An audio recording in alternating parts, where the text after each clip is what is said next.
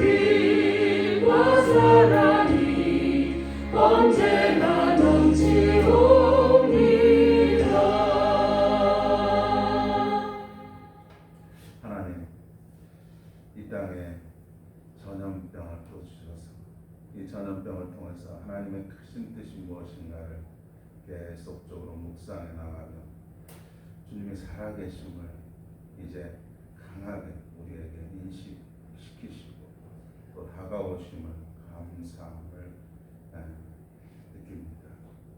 주님, 우리가 언제쯤 이렇게 마스크를 벗고 예전처럼 자유롭게 복음을 전하며 또 삶을 살 수 있을까? 하나님, 이 마스크를 벗고 이제 우리가 세상 끝까지 이르러 증인된 삶을 살아갈 수 있도록 인도하여 주시옵소서. 그리스도 예수로 하나님의 자녀로 산다는 것이 얼마나 행복한가를 우리가 깨닫게 하시고, 우리가 교회를 통해서 날마다 주님의 말씀이 선포되어지는 이것이야말로 얼마나 큰 행복인가를 우리가 바로 깨달아야 될 줄로 믿습니다. 교회가 하나님의 은혜의 장소이며 나의 모든 영육간에 풍성함을 주시는 장소임을 기억하며 날마다 사모하는 믿음의 성도들 되게 하여 주시옵소서. 말씀을 통해서 다시 한번 하나님의 크신 뜻을 헤아려서 우리가 이 땅에서 주님의 그 말씀대로 삶을 살아가는 이사야 선지자가 말한 것처럼 공의와 정의를 이 땅에 이루어가는 믿음의 성도들 되게 하여 주시옵소서. 예수님의 이름으로 기도드리옵나이다. 아멘. 이사야 34장 8절부터 17절까지 말씀을 읽고 이제 어제에 이어서 말씀을 전가하도록 하겠습니다. 34장 8절입니다. 이것은 여호와께서 보복하시는 날이요 시온의 송사를 위하여 신원하시는 해라. 에돔의 시내들은 변하여 역청이 되고 그 티끌은 유황이 되고 그 땅은 불붙는 역청이 되며 낮에나 밤에나 꺼지지 아니하고 그 연기가 끊임없이 떠오를 것이며 세세 황무하여 그리로 지날 자가 영영이 없겠고 강화새와 고슴도치가 그 땅을 차지하며 부엉이와 까마귀가 거기에 살 것이라. 여호와께서 그 위에 혼란의 줄과 공허의 줄을 들이실 것인즉 그들이 국가를 이으려 하여 기인들을 부르되 아무도 없겠고 그 모든 방벽도 없게 될 것이요 그 근골에는 가시나무가 나며 그 견고한 성에는 엉겅퀴와 새품이 자라서 식량이 굴과 타조의 처소가 될 것이니 들짐승이 이리와 만나며 순념소가 그 동료를 부르며 올빼미가 거기에 살면서 쉬는 처소로 삼으며 부엉이가 거기에 깃들이고 알을 낳아 까서 그 그늘에 모으며 솔개기도 각각 제 짝과 함께 거기에 모이리라. 너희는 여호와의 책에서 찾아 읽어보라. 이것들 가운데서 빠진 것이 하나도 없고 제 짝이 없는 것이 없으리니 이는 여호와의 입이 이를 명령하셨고 그의 영이 이것들을 모으셨습니다. 여호와께서 그것들을 위하여 제비를 뽑으시며 그의 손으로 줄을 띄어 그 땅을 그것들에게 나누셨으니 그들이 영원히 차지하며 대대로 거기에 살리라. 아멘. 아멘. 굉장히 중요한 이 말씀이에요. 여러분들이 옛날에 막 신천 이단이 이거 16절 가지고 엄청나게 울어먹었는데 오늘날에도 또 이걸 가지고 이렇게 하시는 분들이 많습니다. 이 많은 또 목사님들이 이게 성경 구절 가지고 왔다 갔다 하면서 사람들을 막 현혹시키는데 이런 부분에 좀 우리가 안 빠졌으면 좋겠어요. 그래서 오늘은 이런 부분들을 좀 한번 들어가서 한번 살펴보도록 하겠습니다. 성경을 바로 읽으면요, 여러분들도 많은 은혜를 받을 수가 있어요. 우리에게 주신 말씀들이 무엇인가 바로 깨달을 수가 있는데 이게 참 쉽지 않단 말이에요. 자, 오늘 8절입니다. 자, 어제는 어떤 거예요? 열국의 심판 내용을 했고 제가 이제 에돔의 멸망에 대해서 잠시 이야기를 했습니다. 이것들은 8절에 있는 말씀처럼요, 시온의 송사를 위하여 신원하시는 해라. 이 교회들이 끊임없이 기도를 하죠. 이 기도의 응답이다 이렇게 보시면 되겠습니다. 그래서 우리는 날마다 기도하는 일에 게을리해서는 안 되죠. 하나님 앞에 끊임없이 여러분 기도하시기 바랍니다. 그러면 그 기도가 하나님께서 판단하시는 거예요. 우리의 기도는 내 입장으로 기도하기 때문에 다 오는 것 같지만 하나님께서 그 기도를 들으시고 이것이 정말 하나님의 나라에 합당한 기도라면 응답이 되고요. 그렇지 않으면 하나님께서 이제 간직하고 계시죠. 우리도 사람들 만나면 다양하게 다 다르잖아요. 자기의 생각들이 다 옳은 것처럼 이야기하지만 전체적으로 종합해 보면은 그렇지 않습니다, 여러분. 이런 부분들을 우리가 들여다 보아야 되겠죠. 자, 9절입니다. 9절. 자, 에돔의 시내들은 변하여 이제 그 에돔의 화려한 시내들이 변해서요 역청이 되고 티끌인 그 티끌은 유황이 되고 그 땅은 불붙는 역청이 되며 그래서 에돔의 시내들은 이제 어떻게 해요? 아마 이게 유황 지진 나온 유황이겠죠. 그다음에 역청 이런 부분들은 어떤 분들은 그냥 콜타르다 뭐 이렇게 말하는데 하여튼 이 불에 타는 것들이에요. 그래서 이렇게 해서 이제 에돔 시내가 폐허로 변화가 되는 것이죠.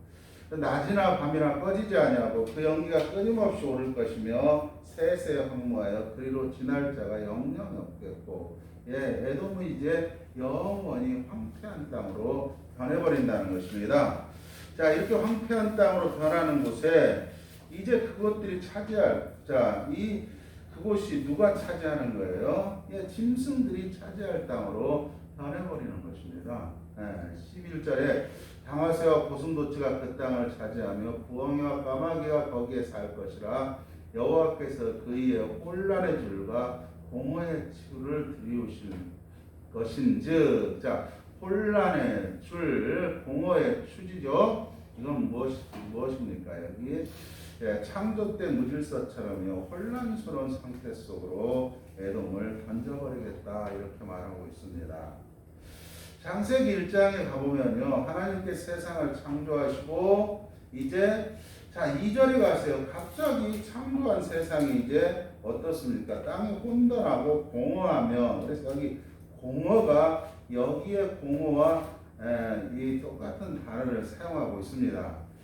자, 그래서 여기 혼돈, 공허, 이 하나님께서 최초로 세상을 창조하셨을 때 아마 잘하셨을 것 같은데 1절에서 2절에 어떠한 시공간이 있는지 알 수는 없지만 또 이것을 연결해 본다면 하나님께서는 이 땅을 창조하시고 또 이 창조의 세계에 질서를 세우셨다 이렇게 우리가 성경을 또다시 해석할 수 있습니다. 하나님께서는 어떤 하나님이냐? 당신이 만드신 모든 창조의 세계가 하나님의 맞는 뜻에 맞는 질서를 가지고 움직여가고 있다는 것을 우리가 깨달아야 되는 것입니다. 그래서 하나님의 이 질서가 무너지면 그곳이 곧 심판이다 이렇게 보시면 되겠습니다. 그래서 이 에돔도 이제 이 창조 때 무질서처럼요 혼동스러운 상태 속으로 에돔이 던져져 버리는 것이죠. 자 그렇다 보니까 12절에 그들이 국가를 이으려 하여도 자 나라를 세울 통치자가 없다는 것입니다. 세월을 이으려 하여 기인들을 부르되 아무도 없겠고 자 나라를 다시 일으킬 통치자가 없어요. 그 모든 방법도 없게 될 것이라. 통치자가 없으니까 지도자가 없는 것은 당연하죠. 자, 이 말은 무엇입니까? 다시는 그곳에 에돔이라는 나라를 세울 수가 없다는 것입니다. 완전한 심판을 말씀하고 있죠. 13절 그 궁궐에는 가시나무가 나며 그 견고한 성에는 엉겅퀴와 새품이 자라서 승량의 굴과 타조의 처소가 될 것이다. 자, 이제 폐허가 된 도시에는 이제 어떤 것들이에요? 동식물들이 들어와서 둥지를 틀고 그곳에서 이제 자신의 처소를 만들고 삶을 살 것이다 말씀하고 있습니다. 14절 들짐승이 이리와 만나며 수염수가 그 동료를 부르며 올빼미가 거기에 살면서 쉬는 처소로 삼으며. 네, 이제 그곳은 어때요? 약육강식의 사회겠죠. 또 그들을 나름대로의 이제 둥지를 틀면서 삶을 살아가는 이런 곳으로 계속적으로 이 폐허된 도시에 대해서 이제 이러한 것을 잘 표현해내고 있습니다. 15절입니다. 부엉이가 거기에 깃들이고 알을 낳아가서 그 그늘에 모으며 솔개를 또 각각 제짝과 함께 거기에 모이리라. 그러면서 이제 16절 이 말씀을 이사야가 이 16절의 말씀을 15절과 약간 좀 동떨어진 이야기를 하는 것처럼 이렇게 말씀하심으로 말미암아 이것이 그냥 오늘날에 그냥 성경 짝짝히 그냥 다 그냥 대한민국 사회가 요란해져 있습니다. 그래서 막 성경에 이제 그 같은 단어가 나오면 거의 이렇게 해석을 하고 그러는데 이런 부분에서는 우리가 조금 지향을 해야 된다. 저는 이렇게 생각을 합니다. 왜 그러냐면 성경은 문맥이 있어요. 우리가 대답에 대해도요 다 달라요. 외국 사람들은 한국말이 어려운 게 바로 그거다는 거예요. 예를 들어서 뭐 대답 다 달라요. 우리는 다 구분할 수 있죠. 그렇지만 외국 사람들이 이게 뭔 말인지 몰라요. 다 문맥에 따라서 예를 하지만 다 달라요. 우리는 그렇죠. 이 성경도 마찬가지입니다. 이게 문맥에 의해서 단어를 똑같은 걸 썼을지라도 그 문맥에 맞춰서 그 단어가 해석되어져야 된다는 것입니다. 그러면 지금 오늘 16절 이 16절의 말씀도요 문맥을 따라서 해석해 보면요 이건요 이 짝들이 무엇이에요? 이건요 이 짐승들 폐허된 그 땅에 짐승들이 자기 짝을 찾아서 이제 깃들을 것이라고 말하고 있죠. 그래서 16절에 자 이렇게요 여호와의 기록을 찾아 읽어보아라. 이게 이제 새 번역에 대해서 제가 좀 언급해 드리겠습니다. 이런 짐승들이 빠짐없이 기록되어 있으리라. 그것들은 직접 여호와의 입에서 떨어진 분부를 받아 그의 입김으로 몰려온 것이다. 이렇게 말하고 있습니다. 그래서 여호와의 기록을 찾아 읽어봐라. 책에 여호와의 책에 다 나와 있죠. 우리 성경책에요. 이런 짐승들이 빠짐없이 다 기록되어 있습니다. 이것들은요 직접 여호와의 입에서 떨어진 분부를 받아 그의 입김으로 몰려온 것들이다. 이렇게 번역을 하고 있습니다. 그러면서 17절에 여호와께서 친히 그 짐승들에게 땅을 나누어 주시고 자 손수 줄을 그어서 그렇게 나누어 주실 것이니 그 짐승들이 영원히 그 땅을 차지할 것이며 세세토록 거기에서 살 것이다. 이렇게 이제 다른 번역본들은 이렇게 번역을 하고 있는데 자, 우리의 번역본들이 직역을 하다 보니까 이렇게 잘 해석이 되지는 않습니다. 그렇지만 문맥에 맞춰서 쭉 보면은요, 그 땅이 폐허가 돼서 이제 동식물들이 짝을 이루면서 삶을 살 것이다. 이렇게 말씀하고 있습니다. 그렇다면 여기에서 무엇을 말하고 있어요? 에돔에 대해서요, 완전한 심판을 말씀하고 있습니다. 그래서 하나님의 심판은 완전한 이러한 심판으로 말미암아 이제 다시는 그곳이 사람이 살 수 없는 것으로 만드시겠다 말씀하고 있습니다. 자, 우리가 이제 34장을 통해서 우리에게 주는 하나님의 말씀들을 좀 전체적으로 좀 이제 살펴본다면요. 자, 이 세상의 역사는요, 하나님의 주권적인 뜻이 실현되는 과정이며 결과다. 이렇게 보시면 되겠습니다. 세상의 역사, 이건 뭐 세상의 역사를 우리가 보면서 뭐 강대국의 역사다, 뭐 사람들의 역사다 이렇게 생각하지만 하나님의 주권적인 뜻이 실현되는 과정이며 결과물이다. 이렇게 우리가 바라볼 수 있습니다. 그러므로 여러분들 앞에 닥쳐지는 여러 가지 일들에 대해서요, 너무 근심하고 걱정하지 마세요. 하나님께서 당신의 뜻을 이루시는 하나의 과정들입니다. 예. 그래서 이러한 전염병도 두려워할 것은 없습니다, 여러분들. 예. 하나님께서 전염병을 통해서 또 당신의 뜻을 이루어가는 하나의 과정이에요. 예. 이 전염병을 통해서 다시 한번 깨달고 살아계신 하나님이 어떤 분인가를 우리가 더욱더 다가가서 주님을 만나볼 수 있는 이러한 또 기회가 우리에게 되어야 될 줄 믿죠. 그래서 불투명한 미래를 보면서요, 두려워하지 말고요, 믿음으로 좀 나아가시기 바랍니다. 네, 이게 굉장히 중요합니다. 세상 사람들이 자꾸 막 혼돈스럽고 막 급하고 조급하고 두려워하고 그러니까 그리스도인도 똑같이 따라서 막 이렇게 따라가는데 그럴 필요가 없습니다. 우리에게는 주님의 나라가 이미 여러분 안에 계시기 때문에요. 어떠한 세상이든 혼란된 세상 속에서요 당당하게 걸어가야 될 줄 믿습니다. 그 이야기는요 이제 35장에 조금 이제 자세하게 나와 있습니다. 우리가 어떻게 그리스도인들의 삶을 살아야 될 것인가. 자, 그다음 세 번째로요 하나님과 즉 예수 그리스도와요 밀접한 교제를 나누면서 우리가 걸어가야 될 줄 믿습니다. 그래야만이 이 마지막 시대에 믿음의 성도들이 이제 구원의 그 바른 길을 걸을 수 있기 때문에 그렇습니다. 이제 갈수록 세상은요 혼돈의 세상이 됩니다, 여러분들. 왜 그러느냐? 이제 그 갈수록 세상은요 모든 정보들이 다 공유하게 됩니다. 그런데 이 모든 정보들이 무엇이에요? 오히려 사람들을 더 혼란스럽게 합니다. 무엇이 진리인가를 이제 그들이 알 수 없어요. 그래서 요즘 보면은요, 이제 세상 SNS 이런 대화들 보면은요, 댓글들을 읽어보면은 다 제각각의 생각들이 전부 다 다릅니다.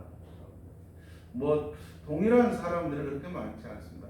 다 자기의 생각들 이렇게 종합해 보면은요, 무엇이 진짜인지 무엇이 바른 것인지 알 수가 없어요.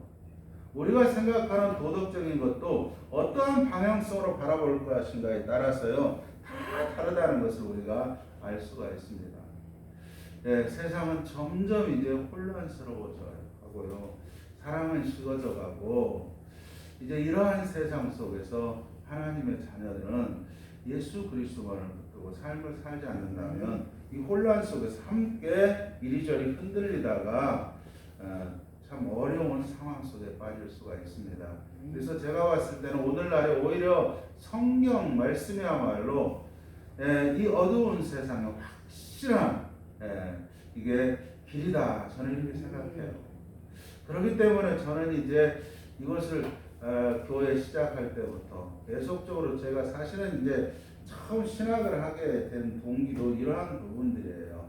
하나님께서 저에게 이 성경의 놀라운 것들을 주신 것들은 성경을 전체를 제가 다 읽으면서 지금이야 뭐 성경이야 이제 그때만큼의 감동을 읽지 못하지만 하나님께서 주신 은혜, 그 성령의 뜨거움의 역사를 성경을 전체를 읽어내려가면서 하나님께서 주신 것들이 너무나 많습니다. 그러면서 성경을 어떻게 해야 된다, 너희가 체계적으로 다는 못할지라도 성경을 정말 세밀하게 관찰해서 말씀을 증거해야 된다는 것입니다. 그래야만이 성도들이 바른 길을 알 수 있고 바른 선택을 할 수 있지, 그냥 뚝뚝 잘라서 이렇게 하면은 성도들이 도대체 말씀을 이해할 수가 없다, 이렇게 하나님께서 저에게 주시는 것 같아서 저는 이제 그러면 성경의 전체적인 것들을 하겠습니다. 그래서 하여튼 처음에는 우리들 교회도요 성경의 이런 말씀을 제가 하는 방식으로 하면서요 처음에는 많은 부담들이 있었어요. 또 저에게도 막 왜 그렇게 설교하시냐, 왜 그렇게 하시냐, 그래서 막 또 저를 싫어해서 떠난 사람도 있고 그래요. 처음에는 왜 그러냐, 기존의 설교의 방식을 떠나고 기존의 것들을 하지 않기 때문에 힘들어하셨죠. 그렇지만 이제 차츰차츰 말씀으로 들어가서 우리가 깨닫고 들어가 보면요, 이것만큼 진리가 없습니다. 예. 예, 그래서 처음에는 뭐 성경 전체적인 66권의 전체적인 것도요, 1년 6개월 동안 이것만 했어요. 이것만 하니까 또 성도들이 얼마나 힘들겠습니까? 예, 안 해본 것들을 하고 있으니, 66권에 대해서 전체적인 내용들을 한번 보시라고, 전체적인 내용들을 한번 다 배관해 줬어요. 예. 자, 왜 제가 이렇게 했습니까? 저는요, 항상 그래요. 우리의 지식으로 들으면요, 성경을 그때만 이해할 수 있어요. 그렇지만 내 안에 들어있는 성령의 역사, 성령께서 말씀들을 다 이렇게요, 받아들인다면요, 다 어떻게 해요? 우리가 이해할 수는 없어도 그래도 깨달을 수는 있는 것입니다. 그리고 나는 못 들어도요, 내 안에 계신 누가 들으신다고요? 성령 하나님께서 듣고 계시는 것입니다. 그러면 내 안에 계신 성령은요, 놀라운 역사를 일으키시는 것입니다. 제가 이런 부분들 이제 다양하게 경험을 했기 때문에, 제가 이런 부분을 다 자신 있게 말할 수 있는 것은 무엇이냐? 저도 이 마지막 노인 요양 시설에 가서요, 9년 동안 제가 또 설교를 했습니다. 저 군성 가면서 그 오후 시간에 또 가가지고요, 예배를 9년 동안을 인도했어요. 그 어르신들이 사람들이 그래. 보통 가면은요, 설교를 몇 분 하냐? 목사님들 오시면 한 10분이나 길어야 15분이에요. 왜요? 자기 입장으로 생각하는 거예요. 뭐 어르신들이 뭘 알았겠느냐, 뭐 하느냐. 그런데 저는 그렇지 않습니다. 하나님의 말씀은요, 우리의 지식으로 들으면요, 몇 마디 알아듣지 못합니다. 그렇지만 그 안에 계신 성령님께서 함께 하시기 때문에요, 놀라운 회복의 역사를 일으키시는 것입니다. 저는 설교를 얼마나 하느냐, 사모님도 따라다니는 거 아니에요. 저는 거의 1시간을 꽉 채웁니다. 그럼 어르신들한테 그렇게 하면은 어르신들, 여러분 놀라운 것들이 일어나요. 이 영이 살기 때문에요, 육이 삽니다. 저는 그곳을 경험하는 게요, 그곳에 들어올 때는 다른 분들은 다 얼마 못 사신데, 뭐 많이 사셔야 1년, 2년, 몇 개월 사신다. 그런데 말씀이 들어가니까요, 영이 사니까 육이 살다 보니까요, 거기 오면 장수를 하시네, 이분들이. 이게 뭐냐? 말씀이라는 것은요, 우리가 듣는 것만으로 말씀이 다 아니에요. 끊임없이 우리의 영적인 부분들을요, 누가 들어요? 성령이 듣고 계십니다. 내 안에 계신 성령이 듣고 어떻게 해요? 나를 또 인도해 가십니다. 그래서 우리의 영과 육이 다시 살아나는 것이죠. 이게 중요하기 때문에 이 말씀이요, 지금은 못 알아들을지 몰라도 자꾸 듣다 보면요, 이제 말씀이 깨달아지게 돼 있습니다. 자, 그래서 제가 이렇게 말씀을 하고 있어요. 여러분들이 좀 이해하시고, 잘 이제 어렵더라도 잘 들으시면 됩니다. 저도 이렇게 말씀을 준비하는 것도요, 이게 만만치 않습니다, 여러분들. 뭐 제가 뭐 이렇게 하면은 목사님은 다 알 것 같아요. 저도 몰라요. 이거 지금 한 편 하려고요. 지금 이제 내일 이거 35장 또 할 거예요. 새벽 2시에 일어나가지고요. 지금 거의 4시 가까이 2시간 동안 35장 내일 거요. 몇 번을 읽고 또 들어가서 뭐하고 해서 겨우 지금 뭐예요? 작성해놨습니다. 내일 할 건 또. 저도 이렇게요, 성경에 대해서요, 들어가서 끊임없이 성령의 인도하심을 붙들고, 이게 무슨 말씀입니까? 우리에게 주는 메시지가 무엇입니까? 끊임없이 이렇게 저도 하고 있습니다. 왜냐하면 이러한 과정을 거쳐야 돼요.